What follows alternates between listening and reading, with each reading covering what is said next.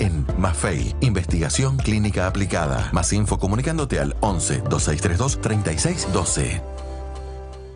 Los asuntos importantes deben estar siempre en manos especializadas. Estudio Lecky Galasso. Seriedad y experiencia, responsabilidad y confianza. Contratos, sucesiones, divorcios, derecho laboral. Ahorra tiempo y dinero. Asesórate con los que saben. Visítanos en www.estudiolequigalasso.com.ar o por mail a info@estudiolequigalasso.com.ar. Estudio Lecky Galasso. La tranquilidad de contar con los que saben. Vacía y cepilla los recipientes que acumulen agua. Tira agua hirviendo en desagües y rejillas y coloca mosquiteros. Juntos podemos prevenir el dengue. Más información en buenosaires.gov.ar/dengue. Buenos Aires Ciudad. Catering Express, perniles, carnes y más. Todo cocinado al horno de leña. Nosotros te lo llevamos a tu casa. Las Manolas, la mejor opción para una juntada, una reunión o un evento especial. Lasmanolas.com.ar, en Instagram @las.manolas. Fumigamos para prevenir el dengue en los barrios y en las localidades de Almirante Brown. Esta enfermedad no se transmite de persona a persona. El único transmisor es el mosquito. Por eso, necesitamos que tapes, laves, tires y gires todos los recipientes que acumulen agua y que permiten que el Aedes aegypti se reproduzca. Combatamos al mosquito para ponerle freno al dengue. Todos somos Brown.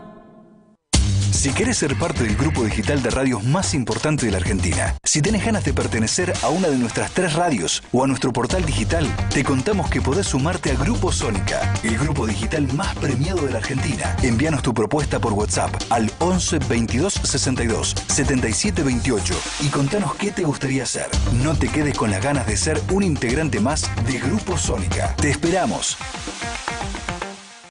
En el CUI tenés 25 idiomas para aprender: inglés, francés, portugués, italiano, alemán, chino y muchos más. Cursos presenciales y por Zoom. Últimas vacantes. Centro Universitario de Idiomas. Informes en www.cui.edu.ar o al 53 53 3000.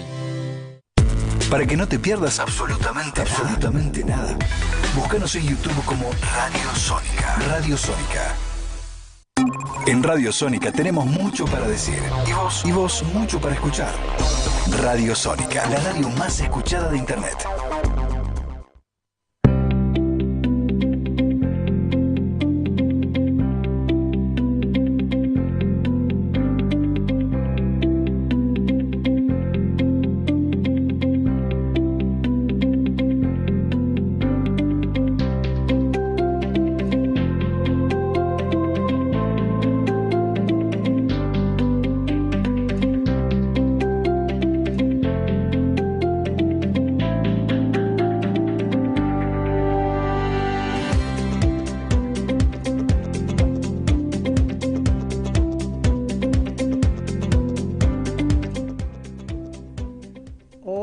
Buenas tardes, bienvenidos a otro programa de Universo Animal.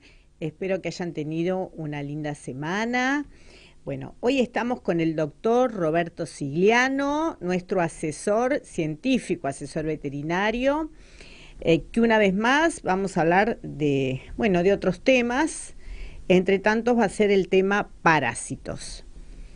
Pero previamente vamos a estar y estamos en alerta de tener una comunicación con el doctor Ariel Corse, que es veterinario de ACMA. Es un santuario de ayuda a caballos maltratados, de los cuales le han robado un caballo llamado Chocolate. Así estamos en alerta de esperar que en cualquier momento vamos a tener una comunicación telefónica con Ariel.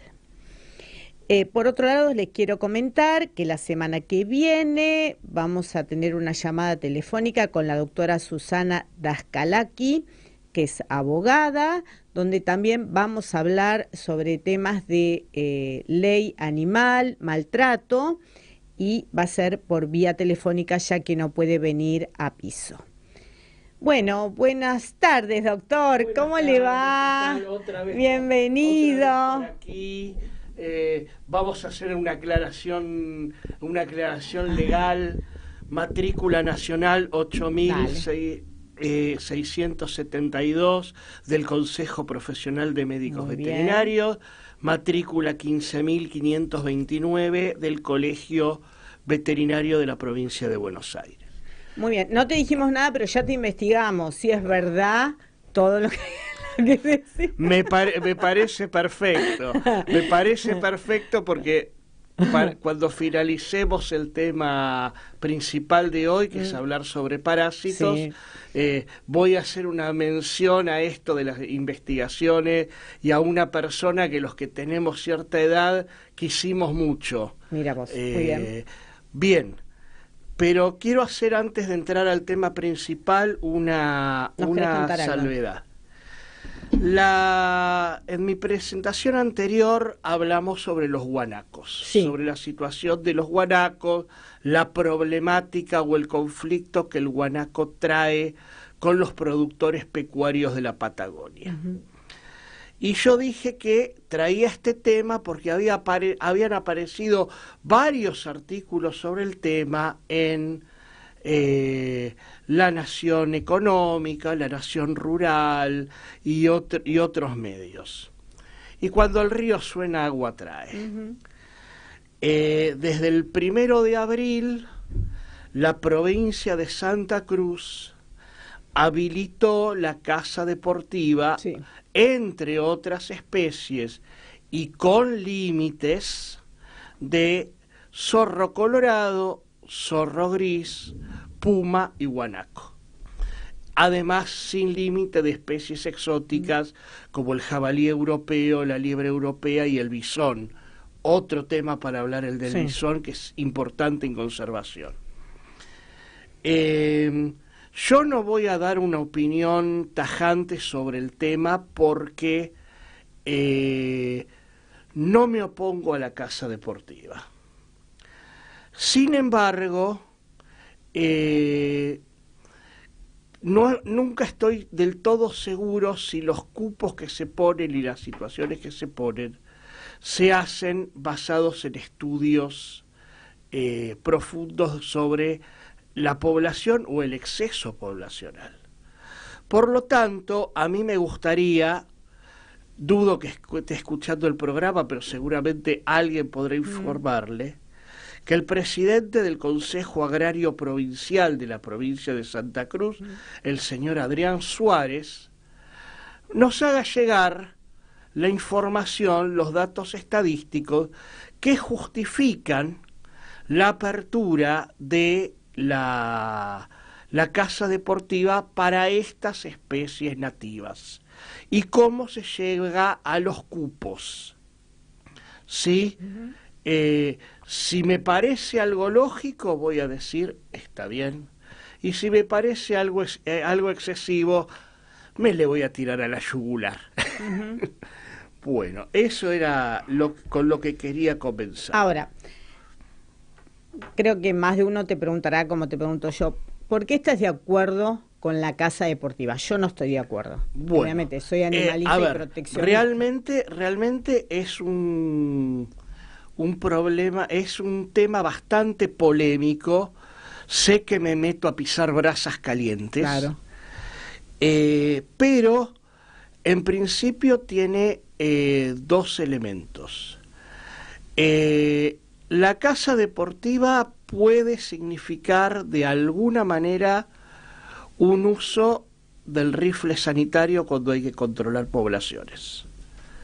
Es decir, si nosotros necesitamos que las poblaciones las controlen por rifle sanitario, si fuera necesario, si fuera conveniente, o sea, con un montón de peros alrededor, no es salgan y maten.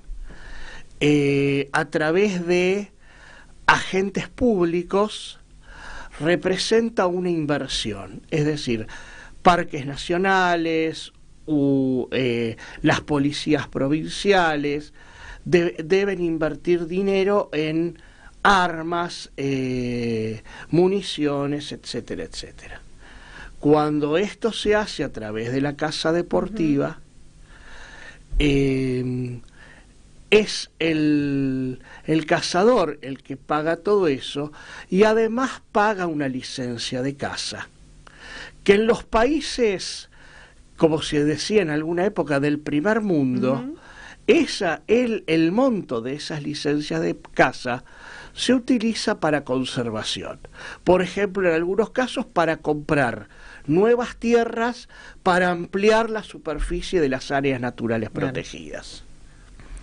Otra segunda razón que habilita por eso, casa deportiva sería un tema para hablar específico. Está el tema de que en muchos casos los cotos de casa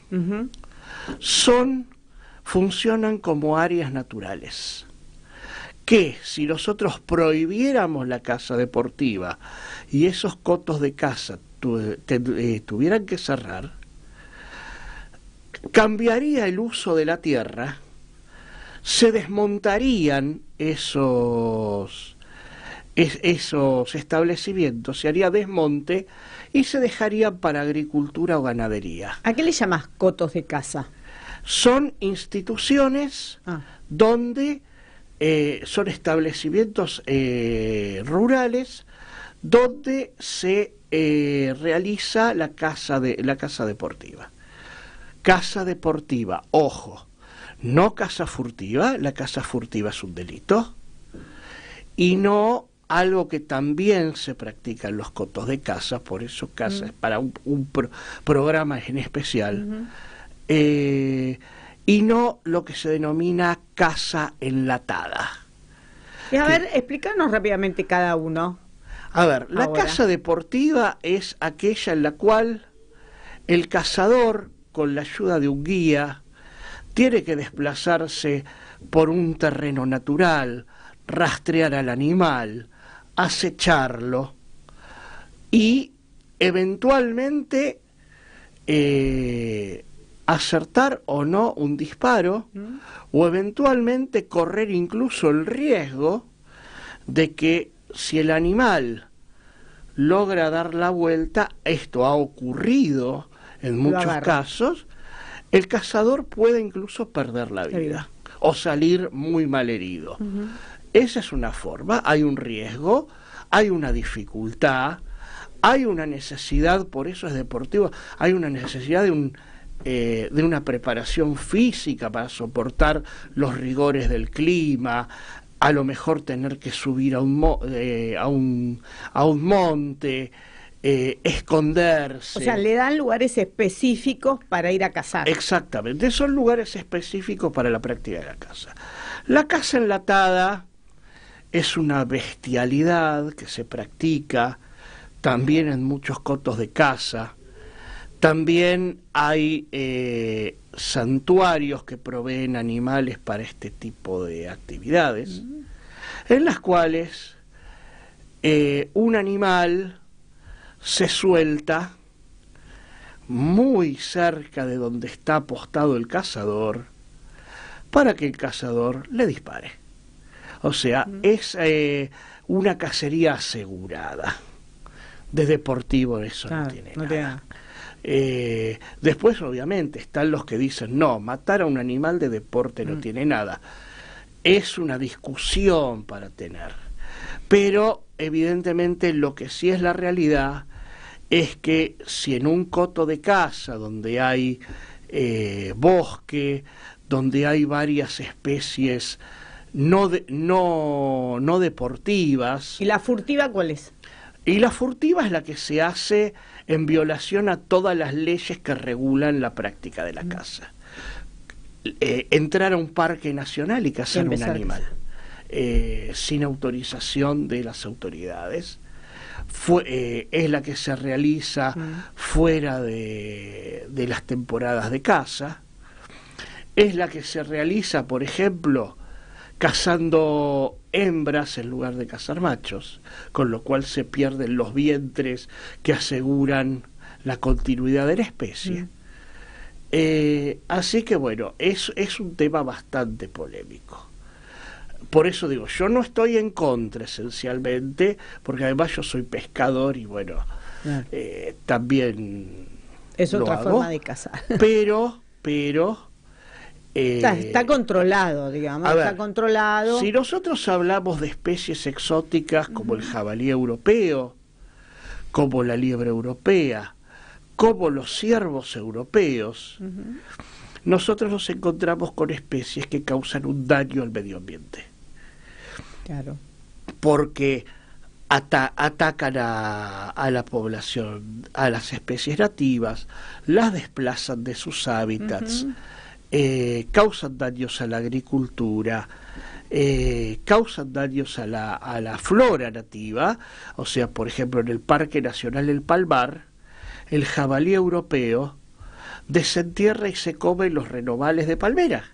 Claro. Entonces tenemos un espacio creado para proteger los últimos palmares de palmera yatay, y tenemos una especie exótica que se encarga de desenterrar sus renovales. Es una contradicción. Ahora, el problema es cuando hablamos de especies autóctonas. ¿Por qué? Porque pueden llevar a problemas graves, pueden llevar a desequilibrios naturales muy serios, como puede ser el caso de la provincia de Santa Cruz. Bajé mucho la voz, ¿no? No. Entonces, es para mucho análisis. No tengo los elementos técnicos en este momento para decir si sí o si no, pero bueno, evidentemente tanto interés por parte de algunos medios en el guanaco era para lograr que se habilitara la caza. 2 por día por cazadores, el cupo del guanaco en este caso. Me parece mucho. Por el guanaco, que justamente lo habíamos hablado la otra vez. Sí. ¿Algo más tenías para contarnos? Bueno, les voy a contar algo. Vamos a otra forma de ecoturismo. Vale. En Semana Santa estuve en la ciudad de Junín, provincia de Buenos Aires, visitando a un amigo y su familia. Y bueno, y este amigo, que también es un apasionado de la naturaleza como yo, me llevó a andar en canoa por la laguna El Carpincho, observando aves, viendo los ambientes. Tiene un nivel de conocimiento sobre la fauna silvestre del lugar que me pasa el trapo de ida y de vuelta. Así que bueno, yo creo que si hay gente interesada en poder hacer este tipo de actividades, este tipo de paseos, los observadores de aves, que es una actividad muy importante en el mundo, que a veces en la Argentina no se le da tanta importancia. Creo que Gustavo Tanus es un guía excepcional. ¿Se dedica a eso? No se dedica a eso, pero es una persona a la cual le gusta mucho y puede resultar un guía extraordinario. No lo desaprovechen. Si se dedicara a eso sería propaganda comercial y sería otra cosa. Pero por eso, porque por ahí es una de las cosas que hace y se puede acudir a él para... Pero bueno, no, yo después voy a dejar los datos para comunicarse con él, pero a quien le guste hacer ese tipo de actividades, ahora viene el frío, no está tan bueno, pero cuando empiece la primavera van a ver, en las lagunas de Junín hay flamencos, hay espátulas rosadas, qué lindo, hay gaviotines, hay chajá, hay un montón de especies de aves que a quienes les gusta esa actividad. Ahora, están teniendo un problema grave con el tema de las otras lagunas del partido, que son la laguna de Gómez y la laguna de Mar Chiquita, porque no tienen agua. No tienen nada. No tienen agua o tienen un muy poco nivel de agua porque ha habido, aparte de la sequía, ha habido errores en el manejo de la cuenca del río Salado. Así que bueno, esperemos que las autoridades provinciales, las autoridades de la cuenca y las autoridades del municipio se pongan las pilas, porque el turismo, el ecoturismo, son actividades muy importantes, con una enorme potencialidad económica, que es lo que muchas veces a las autoridades les importa, y que la primavera de la soja puede no durar para siempre. Claro. Así que por favor, al intendente Petreca, pónganse las pilas, denle importancia al turismo y al ecoturismo, que no se además van se modifica a el arrepentir. ecosistema. Sí, bueno, animales. pero además, por ejemplo, cosas que hemos oído, cosas que hemos escuchado. Por ejemplo, que hay productores que están pensando en empezar a sembrar sobre los terrenos que ha dejado la laguna descubiertos, ¿no? Que aparte de ser una barbaridad, porque mañana podría venir una inundación y llevarse todo puesto, esos terrenos son el fondo de la laguna, Claro. son el lecho de la laguna. Y después que hay algunos proyectos inmobiliarios sobre las costas de la laguna El Carpincho que podrían hacer desaparecer los restos de pajonal nativo, entre ellos las cortaderas, que bordean la laguna. Así que tengamos mucho cuidado. Pensemos en el desarrollo económico, pero tratemos de no dañar los ecosistemas, porque los necesitamos. En algún momento también hablaré de servicios ecosistémicos. Sí, perfecto. Muy bien. ¿Algo más? Porque dijiste que tenías varias sorpresas para hablar antes de hablar de parásitos. Final, última sorpresa. Ya ¿Algo de libros? Algo de libros. A ver. Termina la sección Ganando Amigos. A ver. ¿No?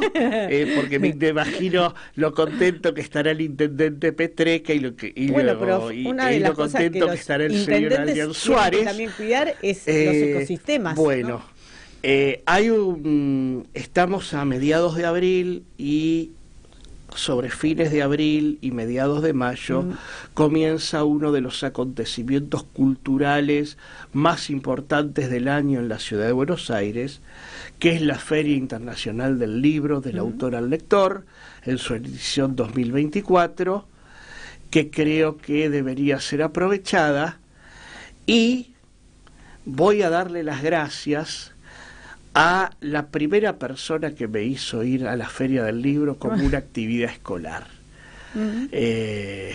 Abrazo al cielo a la profesora Elena Perry, de Historia, de cuarto y quinto año de Historia Argentina, del Colegio Nacional número 12 Reconquista, porque ella nos hacía ir a la Feria del Libro, a mí me encanta la que Feria trajéramos materiales, etcétera, etcétera.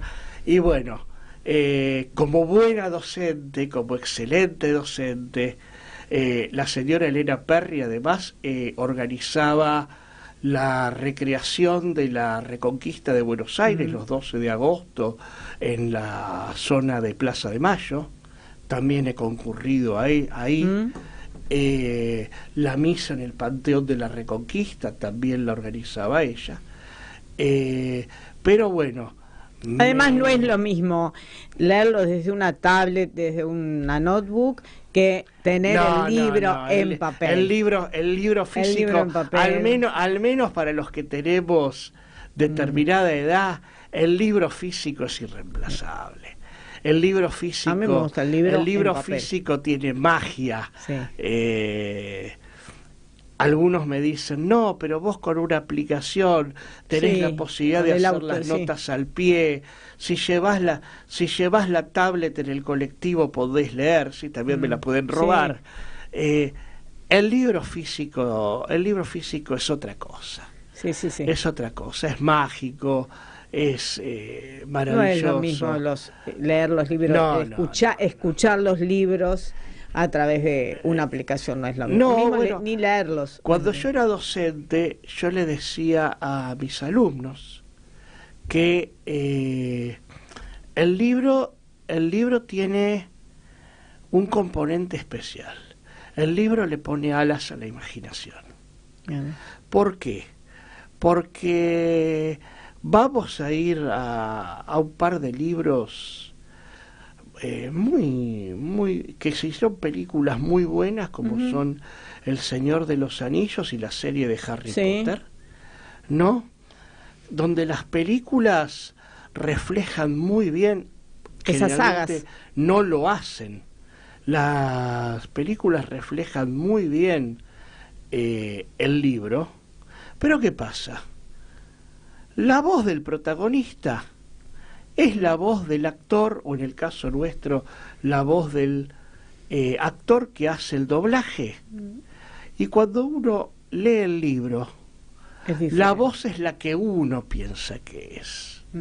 Los tonos que utilizan son los que uno piensa que es. Y es el viaje que uno se hace cuando estamos leyendo el libro. Leer es un regalo que uno se hace, que no lo reemplaza la televisión. No. Perdón, profesora Chiodi, que no lo reemplaza la televisión, que no lo reemplaza el cine, que no lo reemplaza un audiolibro. Un audiolibro. No, la lectura es maravillosa. Bueno. Aparte, la lectura es un regalo que uno se hace a sí mismo porque es un tiempo dedicado para uno.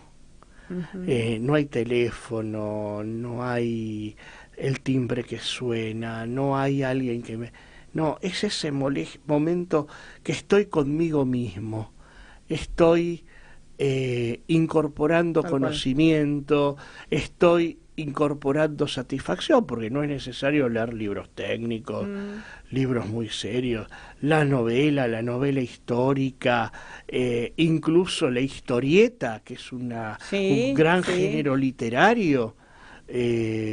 Bueno, todo eso creo que es... La hermosa Mafalda de Quino. La hermosa Mafalda. A ver, nosotros pertenecemos a una generación que aprendió a leer porque quería leer Anteojito y Villiquen. Claro. ¿Sí? El embajador Ricardo Alfonsín, cuando falleció su padre, decía, bueno, de don Raúl ni hablemos, ¿no?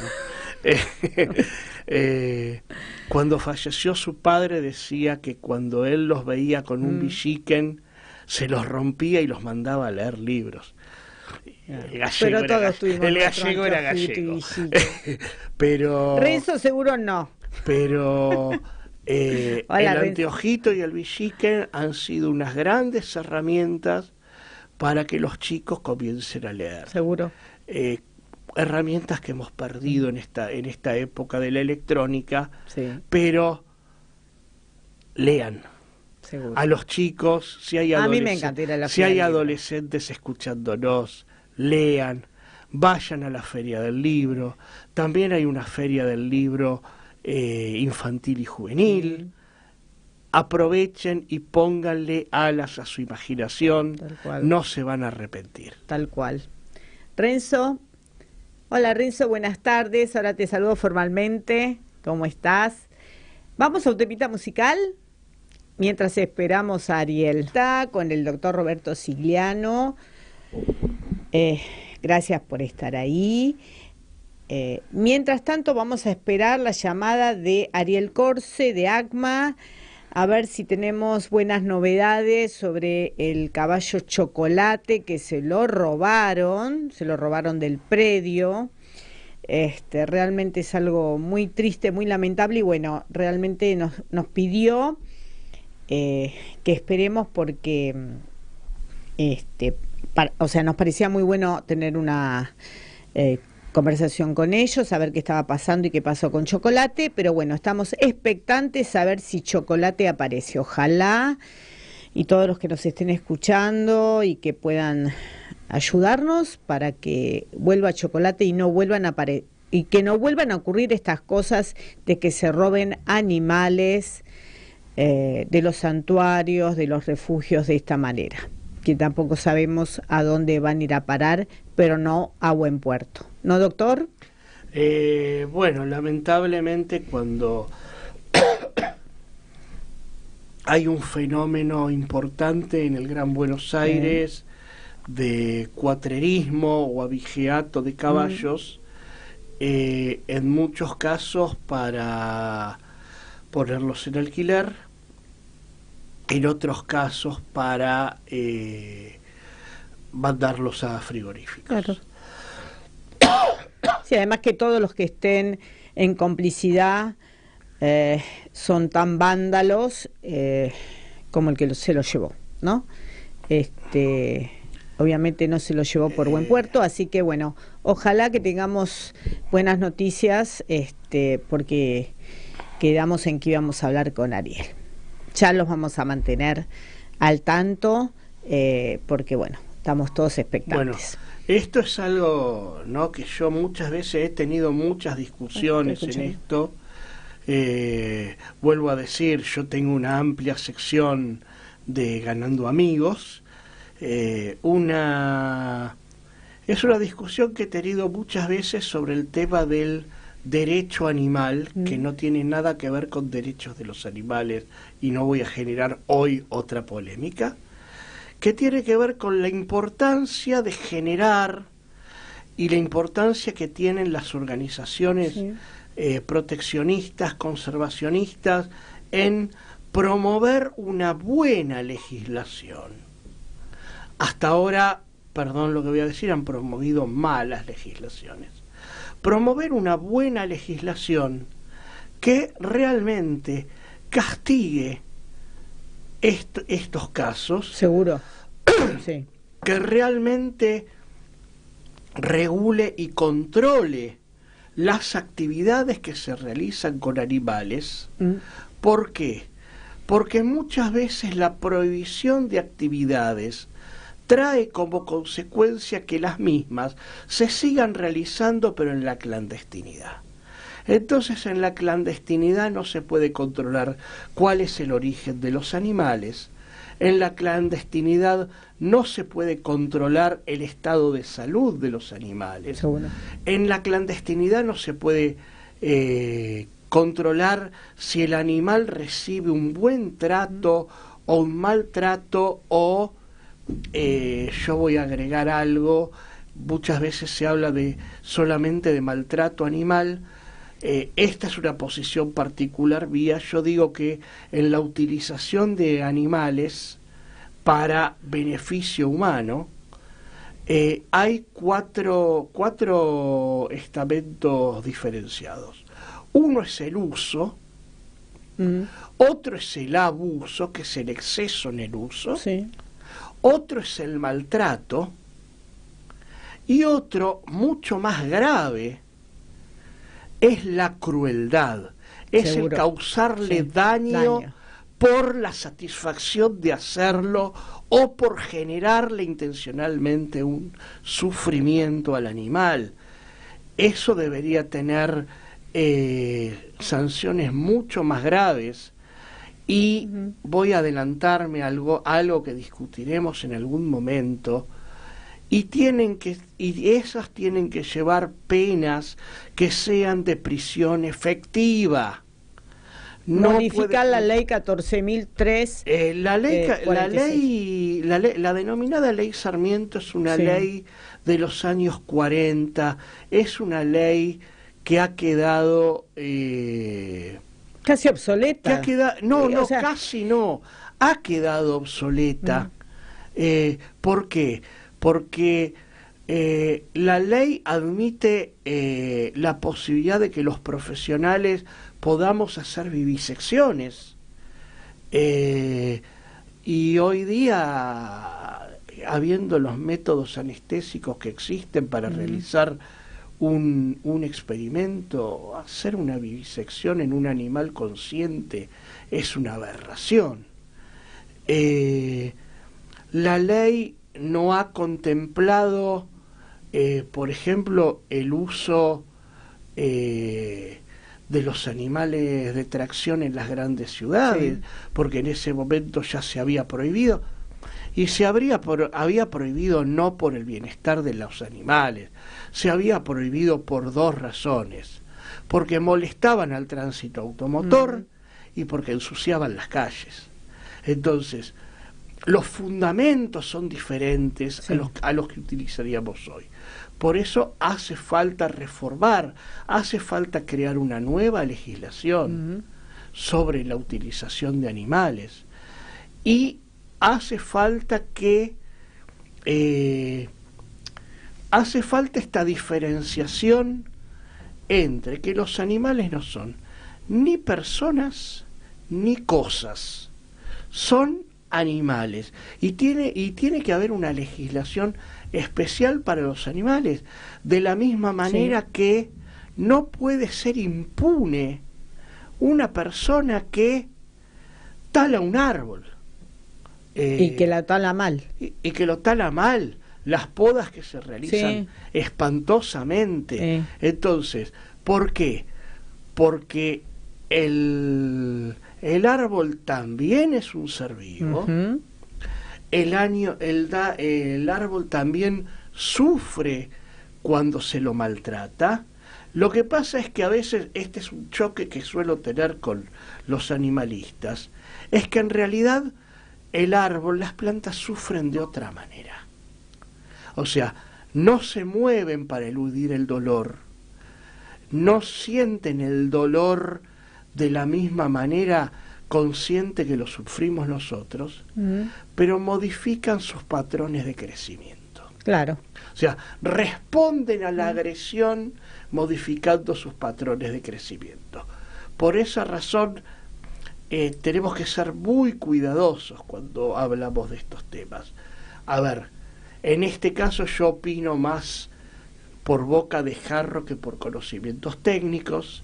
Sé que algunos estarán escuchando y dirán: qué barbaridad lo que dice este tipo, y habrá algunos que dirán: ¡ja! ¿Qué clase de veterinario debe ser si no se opone a la caza? Eso me lo han dicho varias veces. O sea, que yo pesque no implica que yo haga malos diagnósticos. Seguro. Bueno, vamos al tema de los Vamos parásitos. al tema... no, y que una de las cosas que me quedé pensando es que muchos árboles se mueren por estar mal podados. A ver, muchos árboles se mueren, secan. Muchos árboles sufren hongos, parásitos vegetales, ataques de insectos que generan una contradicción, que es: muchas veces los gobiernos municipales hacen la poda de árboles para evitar que grandes ramas en una tormenta caigan y resulten peligrosas, y en realidad, por hacerlo mal, están generando justamente que el árbol se debilite, claro, y pueda ser más susceptible a que una rama se caiga sobre un árbol, caiga sobre una persona. Entonces, es otro tema muy importante. El arbolado lineal urbano es un tema muy importante, muy polémico, para aquellos que dicen: ¿por qué es tan importante?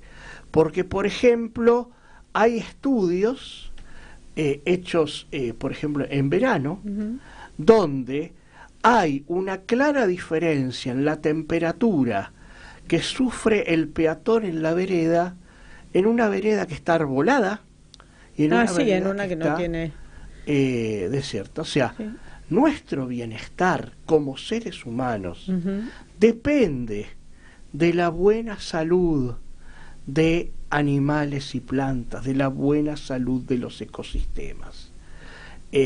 ¿Por qué estos locos que andan plantando arbolitos? Mando un saludo a la gente de Arbolitos de Empedrado. Arbolitos de Empedrado la otra vez. Es que nos dan el oxígeno, los árboles nos dan el oxígeno. No, a ver, es mucho más que darnos el oxígeno. Pero entre tantas cosas, la fotosíntesis, ¿no? Digamos que eso es el menor de los beneficios. ¿Ah, sí? Es el menor de los beneficios. No lo pude encontrar, hay un poema de Domingo Faustino Sarmiento muy hermoso. Para la próxima. No lo encuentro. No lo encuentro. En algún momento. Pero bueno, yo que muchas veces, durante mucho tiempo, me consideré un antisarmientino, he llegado a reivindicar con los años al maestro de América. Sí. Bueno, doctor. Bueno, sigamos hablando de el tema del día, los parásitos. Un poco del tema del día. El tema del día, hablar de los parásitos, surge como complemento de mi primera visita acá a la radio, cuando hablé de un parásito en particular, que es el Toxoplasma gondii, que genera tanta preocupación entre las mujeres embarazadas, las familias, las abuelas, ¿sí? Entonces, si hablamos de un parásito en específico, tenemos que hablar de los parásitos en general. Bueno, voy a dar lectura a una definición académica. Parásito es un organismo que vive sobre un organismo huésped. Esta es una utilización errónea del lenguaje, pero frecuente, o en su interior, y se alimenta a expensas del huésped. Es decir, se alimenta de algún tejido propio y vivo del organismo hospedador, que sería lo idiomáticamente correcto. Y en muchos casos estos organismos causan daño al hospedador. Bajan las defensas, generan reacciones alérgicas, y algunos pueden llegar a causar la muerte, especialmente de los individuos más jóvenes. Muy bien. Taxonómicamente, nosotros podemos definir a los parásitos, vamos a hablar un poco de nuestras mascotas. Claro. En tres grupos. De nuestros animales de compañía. En tres grupos taxonómicos, que son los protozoarios, que son organismos microscópicos muy primitivos, el Toxoplasma gondii, uno de ellos. Los helmintos, los gusanos, que se dividen en dos grupos, los nematelmintos, nematodes o gusanos redondos, los ascaris, que son los que normalmente se ven en la materia fecal de nuestra... ¿Se puede decir materia fecal en radio? Sí, está bien. En la materia fecal de nuestras mascotas, y vienen diciendo, ¡ay, doctor, le salieron gusanos! Bueno, y claro. Después están los gusanos planos, las planarias, los platelmintos, por ejemplo, la famosa lombriz solitaria. En nuestros perros, el Dipilidium canis es un platelminto que muchas veces la gente encuentra como unos granitos de arroz blanquecinos, rosados, en la zona perianal de su mascota. Y el último grupo son los artrópodos. Los artrópodos son organismos invertebrados, de los cuales los dos grupos principales son los insectos y los arácnidos. Bueno, En cuanto a los insectos y a los arácnidos, y acá viene la parte anatómica, los insectos y los arácnidos generalmente son definidos como ectoparásitos o parásitos externos. Sí. ¿Por qué? Porque se alojan en la piel de nuestros animales y generalmente lo que hacen es alimentarse de la sangre de nuestros animales, del linfa de nuestros animales, o ir cavando galerías en la piel y alimentándose de los tejidos propios del animal. Por otro lado, tenemos los parásitos que se alojan dentro de alguna víscera del animal, que son los endoparásitos o parásitos internos, que son estos gusanitos de los cuales nosotros habíamos hablado. Hay uno que lo voy a poner en un cono de sombra y que se fijan a la mayoría se fijan a la pared del intestino de nuestro animal y van alimentándose de los fluidos del animal, causando bastantes complicaciones, una baja de defensas importante. Y finalmente tenemos aquellos parásitos que parasitan la sangre de nuestros animales, que son los hemoparásitos, y que provocan, algunos de ellos, provocan anemias muy importantes que en muchos casos pueden comprometer la vida de nuestras mascotas. Bien, y en el medio de esto dejé a un gusanito que es el famoso gusano del corazón. ¿Por qué? Porque es una larva que es contagiada a través de la picadura de mosquitos. Ah, mira. Ahora me olvidé el nombre del parásito, por supuesto. No importa, pero no, como para pasar un poquito de vergüenza. No, pero no importa. Queda claro. La larva es inoculada por la picadura de mosquitos, se desarrolla dentro del sistema circulatorio y finalmente cuando llega adulto se fija a las paredes del a las cavidades del corazón, causando obviamente formas de insuficiencia cardíaca que también pueden llevarse la vida de nuestras mascotas. Ni hablar ahora que estamos en la época del dengue, ni hablar de que los insectos picadores son transmisores de muchas formas parasitarias, virales y bacterianas, por lo cual es importante proteger a nuestras mascotas también de los mosquitos, no solamente para nosotros, sino también de los mosquitos. Hay productos específicos que se compran en veterinarias para mascotas, existen, y además en general las pipetas tienen esa acción. Muy bien. Una vez definidos que son los parásitos. Vamos a necesitar otro programa para hablar de parásitos. Y bueno, estuvimos hablando de temas. Pero hay que reconocer que a mí me gusta más la parte de conservación que la parte... O sea, trabajo todos los días de veterinario. Claro. Entonces, yo quiero que hables de parásitos. Bueno, pero así, resumidamente, pipetas. A ver, resumidamente igual vamos a hablar más de la gran importancia que tiene desparasitar a nuestras mascotas. Existen 3 formas de desparasitar. Tres formas en cuanto al tiempo de desparasitación, que es la desparasitación de foco, es decir, cuando el animal aparece parasitado, desparasitarlo. La desparasitación táctica, que es cuando ocurre algún acontecimiento que nos haga sospechar que el animal puede haber contraído parásitos. Por ejemplo, cuando lo dejamos en una guardería en verano y nos fuimos de vacaciones, o cuando nos lo llevamos de vacaciones y lo traemos, es conveniente desparasitar.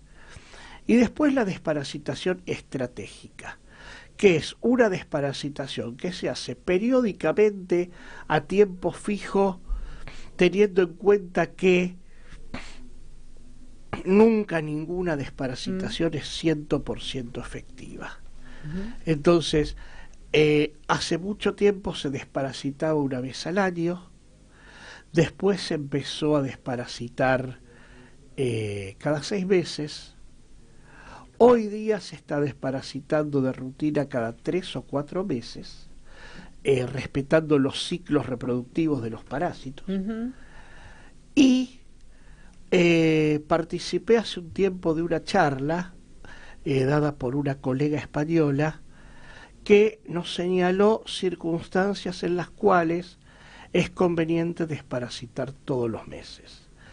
¿Vos sugerís eso? Yo me manejo con los dos criterios. A mí me gusta desparasitar cada 3 o 4 meses. Yo lo hago cada 3 meses porque uso una regla mnemotécnica. Cada cambio de estación, desparasitación. Pero hay circunstancias en las cuales conviene desparasitar todos los meses. ¿Por qué? Porque hay parásitos que son zoonóticos, es decir, pueden transmitirse del animal al ser humano. Entonces, cuando hay chicos chiquitos, claro, es conveniente desparasitar con frecuencia. ¿Por qué? Porque muchas veces no son totalmente inmunocompetentes como para combatir la presencia del parásito. Muchas veces no tienen el hábito de terminar de jugar con el perrito o el gatito e ir a lavarse las manos. Entonces resulta conveniente tener al animal tenerlo desparasitado. Perfecto. La otra circunstancia es cuando hay ancianos. ¿Por qué? Porque la inmunocompetencia del anciano se ha reducido. Y la tercera circunstancia, o tercera y cuarta, es cuando nuestros animales suelen tener una vida outdoor frecuente, especialmente los gatos, que van, cazan ratones, cazan pajaritos, se pelean con otros gatos, o cuando les damos una dieta que se está imponiendo en Europa, que es la dieta BARF, que consiste en darle alimentos crudos. Los alimentos crudos son uno de los mayores riesgos de transmisión de parásitos. Y además, si es, por ejemplo, es mensual, y como lo decís vos, cuando es con pipetas, es diferente tipo de pipetas. Hay diferentes tipos de pipetas. Hay pipetas. O sea, hay diferentes dietas de la forma en que se puede desparasitar, ¿no? Hay diferentes formas de desparasitación. Hay antiparasitarios inyectables, que es lo que más nos gusta a los veterinarios porque nos da la seguridad de que el medicamento se colocó. Hay antiparasitarios en pastillas, tanto para pulgas, garrapatas como para endoparásitos.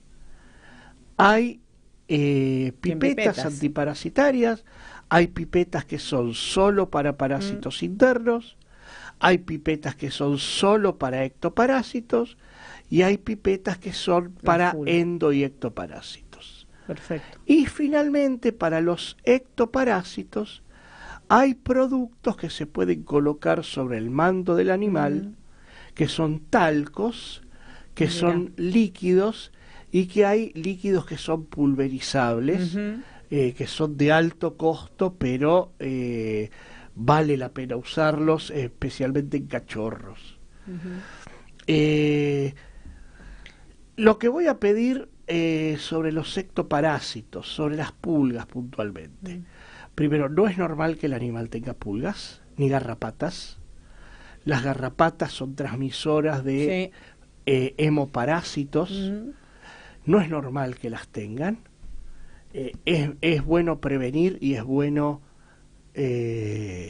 contactar. Y quiero hacer una mención a los pediatras y a los padres. Cuando ustedes tienen mascotas, consulten con el pediatra para desparasitar también periódicamente a los chicos. Es una forma de prevenir males mayores. Muy bueno. Y bueno, seguimos hablando de parásitos en el próximo programa. Bueno, nos estamos despidiendo, el tiempo nos apremia. Vamos a ver qué pasa con ACMA. Quedará en nuestra página de Instagram las novedades que tengamos. Hasta el próximo sábado y acuérdense que involucrarse salva vidas.